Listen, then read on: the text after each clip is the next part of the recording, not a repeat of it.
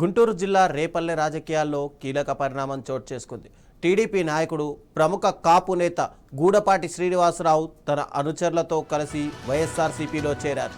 తాడేపల్లిలో పార్టీ అధినేత వైఎస్ జగన్ సమక్షంలో ఆయనకు పార్టీ కండువా కప్పి ఆహ్వానించారు.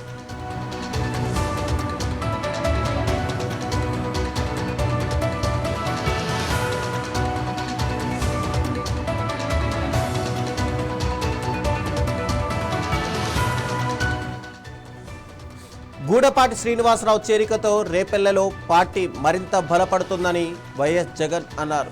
ఇక రాబోయే ఎన్నికల్లో పార్టీ విజయానికి అందరూ కలిసి పనిచేయాలని ఆయన పిలుపునిచ్చారు.